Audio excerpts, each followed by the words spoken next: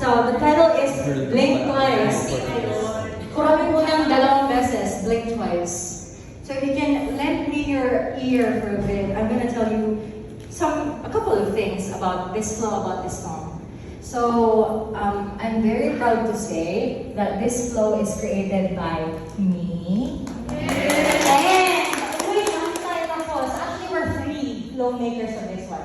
Another flow maker is here, Teacher Yuni.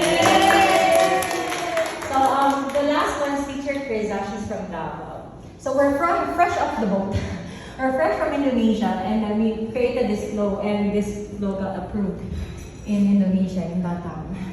It's actually my first time to have that kind of experience, and it scared the shit out of me.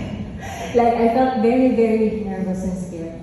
So the song is about, actually, if you get to listen to it, or if you have been listening to the song for quite some time already, it speaks about, having a crush or having maybe infatuation towards one person, and you're waiting for that person to show you signs that he likes you back. If you like me, blink twice. So, I'm gonna move forward with signs, everyone. Signs and symbols. Signs and symbols. Yeah. So, if you would, I'd like for you to reflect real quick. All our lives, or the entire duration of your existence, I bet ang dami yung signs na nakikita. Like, no parking, no smoking, don't step on the grass, turn right, turn left, stop. And not just those kind of signs. Signs from the Lord, signs from the universe, signs from your friend, signs and more signs. Now for me, I'm talking about signs again right now because for the longest time, I wanted to be an inside flow teacher.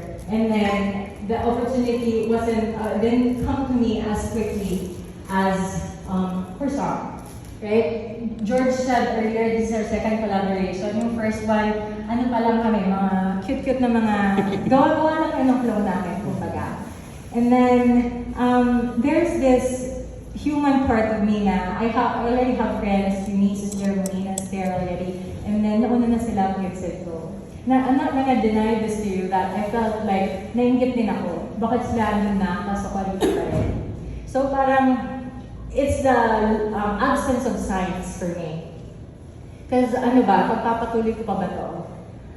Do I have the means to continue forward with this dream of mine, with this intention, objective? Because I really love music. And then the mere fact that it got connected, music and yoga together, it's like a dream come true. So it felt like a calling to me, but then a calling that is blocked. No way forward.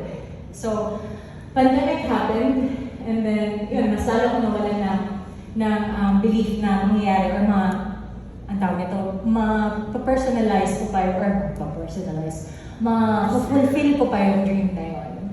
So, I did my time. I waited and prayed for signs. Shall I continue working towards this one? When I really felt it's a dead end for me. And I felt stuck with my practice, especially when you're a teacher. Because the journey of a teacher is really different from a student. Kayo, you get to see yourself grow, improve, and progress. As teachers, sometimes we have the tendency to get stuck. Na eto na lang, hanggang dito na lang yung alam ko. Paano na yan? Where will I go? How will I move forward?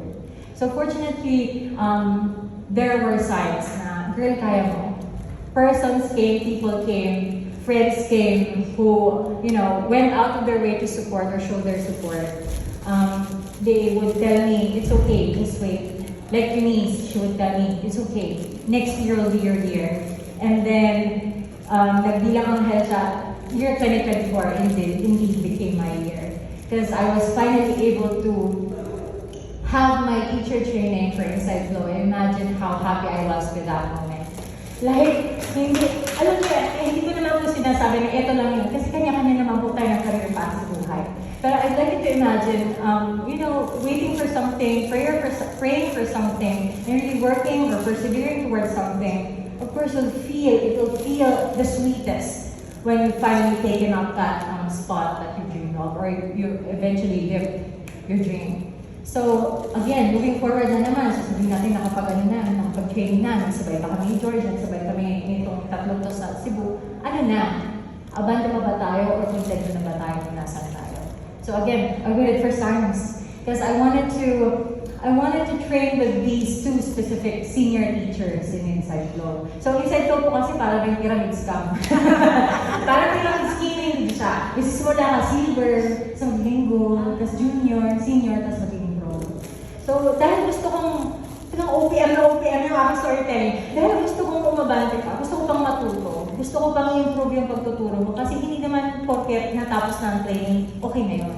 You really have to keep moving forward, keep learning, keep opening yourself up, your eyes, your skills, and all possibilities. So I said,